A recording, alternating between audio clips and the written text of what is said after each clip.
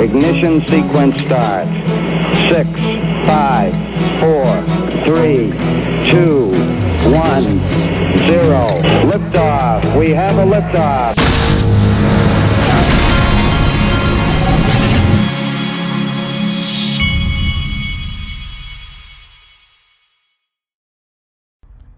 Hey everybody, this is the Digital Asset Investor, and you might hear a blower outside because it's that time of year.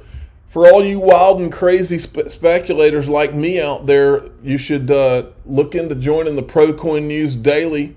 I'm gonna be featured in the ProCoin News Daily, where they I think every day. I don't know about every day, or if it's I didn't even ask them if it's every day, every week. But they're going to be sending out news so that if you missed any news, you can receive ProCoin News Daily, and I'm going to put some, like, maybe some video shorts and different things in there from me as well. But it's for wild speculators only. The link to this is in the top of the description of this video. Also, I wanted to mention my sponsor, Link2. They've just added Acorns onto the platform, and this is from Nick Burafedo over there. Acorns is back. It's the largest subscription service in all of financial services with over 6.8 million users. Investors make micro investments each day. They swipe their credit or debit card. And you can click on this link in the top of the description. I do own Acorns myself, just so you know. Links in the top of the description. Click on it and tell them DAI sent you. It's for accredited investors, by the way. Now, look at this from Coach JV. Now, Coach JV is taking some major risks here because we know about the Twitter police. They're especially strong. There's a very large police force on crypto Twitter about things you are and are not allowed to say. We have quite a strong cancel culture in the crypto Twitter community, and so you have to be very careful. So Coach JV, I want you to pray for him because he's taking giant risks by saying this. This was sent to me by Short Squeeze Ape. I don't know who that is. Let's see. I'll follow them. If they're putting things out like this, maybe they got something interesting. And there's a closed door meeting with the SEC and Ripple tomorrow. That's today. And just got wind that there's rumors, key rumors of settlement tomorrow being today. He sent this out yesterday. Anyone have any insight? Coach JV, I'm going to be praying for you, man, because this is highly dangerous, putting out a tweet like this. You could get in a lot of trouble. I can see the Twitter police sirens now. Watcher Guru, just in, German bank N26 launches crypto trading to its over 7 million customers. That's big, folks. I'm assuming that's retail customers too. Now, we saw this yesterday, so I'm not going to, we've seen this video before, but it's, once again, Jilla and Loomis, and I get really bad vibes off of these two and what they're up to, because they're not doing anything in this bill, from what I can tell, other than reinforcing what Gary Gensler wants and giving Bitcoin and Ethereum the same free pass that Bill Hinman gave them. And then there was this. I said they should call it Bill Hinman Ethereum Free Pass 2.0 bill. Then there was this. Now, I'm not saying that this is Joseph Lubin's wife or related to him in any way, but it was creepy enough. Wheezy put this out. Weird coincidence. Senator Gillibrand's senior advisor is Patty Lubin. Things that make you go, That reminds me, I don't know if you remember, there was some kind of a hearing in Maryland where Gary Gensler was there, and there was, I can't remember if there was someone there that last name Lubin, but anyway, I don't know if any of these people are related to Joseph Lubin, but it sure sends my antenna up. And I said, please tell me that's not his wife. There's no way these people are this bad. A little bit of sarcasm there. All right. I just happened to bump into Joseph, this Joseph Grun. By the way, I think Joseph Grundfest is one of the good guys in this whole crypto legal sphere. He was an ex-SEC commissioner. I want you to listen to what he says, because remember, folks, the only reason John Deaton came to this party is because the SEC was saying very specifically that XRP itself was a security. And John has said several times, this is how he knew that the SEC, this lawsuit was not because they thought they could prove it. It was for the purposes of being a weapon. And I'm saying to stall to stall Ripple. And that's why what I'm saying here, this is, if I was Ripple, I would sue the freaking pants off the SEC and anybody else involved in having done this. All right, listen to this. The Securities and Exchange Commission brought a case against the developer of orange groves who wound up selling interests in the orange grove combined with a land management contract. And this is a very important distinction. What you would have is tourists come down to Florida in the 1930s and 1940s.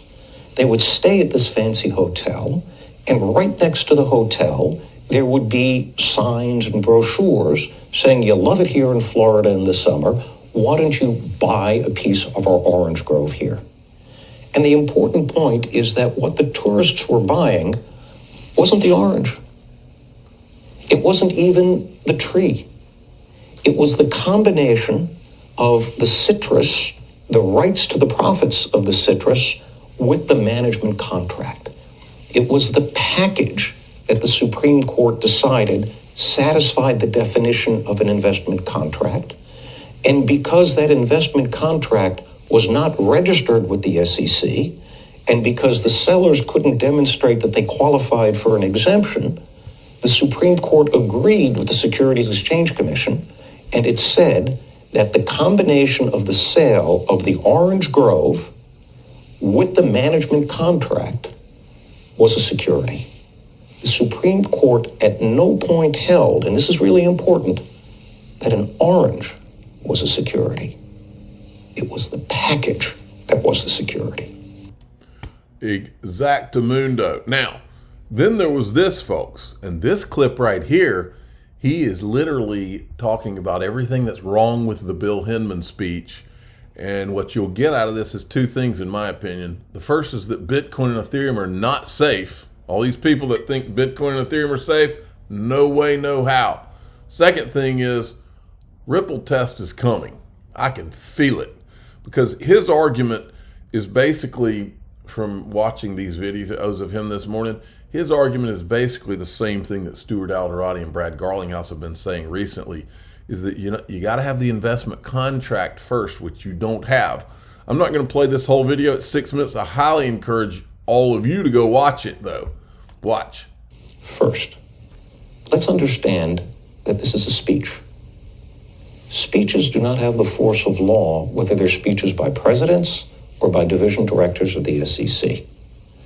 Decisions as to whether Bitcoin and Ether are or are not securities are, as a practical matter, going to be made by the federal courts if and when the appropriate litigation actually arises. Now, the logic in the speech may be persuasive to the court, or it may not be persuasive. But still, it's just a speech, and that logic will probably have to be articulated in a brief filed with the court, but it'll have... You know, you hear what he just said? What if the judge in the Ripple case, this is a what if. What if the judge in the Ripple case disagreed with the logic in the Hinman speech and then created a Ripple test, thus nullifying the whole speech? What if that happened? Precedential effect. Again, unless the SEC takes formal rulemaking action, speeches and other pronouncements by the SEC do not have the force of law. Second, and perhaps most intriguing, Division Director Hinman's analysis depends upon his understanding of the state of facts regarding Bitcoin and Ether as of June 2018. What was his understanding of the state of facts? We don't know. Well, we kind of do know. His understanding of the state of facts is that he was meeting with Joseph Lubin in consensus behind the scenes, and he had mega conflicts, criminal conflicts of interest with his law firm, and that his understanding is that there was no third-party promoter, even though he was meeting with the third-party promoters behind the scenes. I'm not going to play any more of this video, but I highly encourage you to listen to the whole thing at Digital Asset Buy. That's my handle. Then Stefan Huber puts this out. There you can see all 53 Freedom of Information Act requests regarding Hinman since January 2021. On average, the SEC receives a Freedom of Information Act request regarding Bill Hinman every 10 days that they must process and respond to. That is unbelievable. Look at this. All emails sent by William Hinman to Joseph Lubin. Now, an interesting one that I saw was, I don't know if it's in here, but now this one's interesting. Look at that. Communication between William Hinman and Nancy Pelosi. Folks, make no mistake. These freaking emails, you're never going to see them because I can't even fathom what is really behind all of this, folks.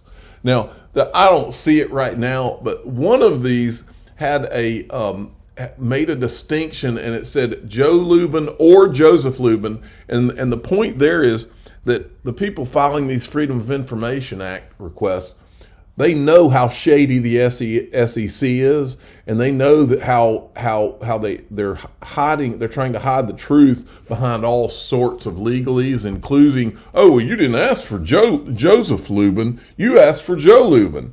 Well, that's the kind of games that's how rogue this agency has gone from protecting investors to protecting themselves and whatever kind of lies they're trying to carry.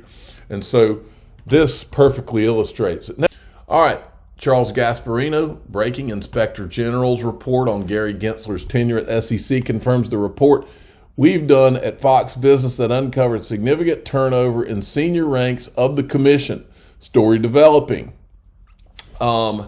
Then Eleanor Terrett, there was an article that came out, SEC leaders with nearly 50 years experience quit under Gensler's tenure. The SEC IG report confirms our reporting from back in May. The SEC is seeing its highest attrition rate in 10 years.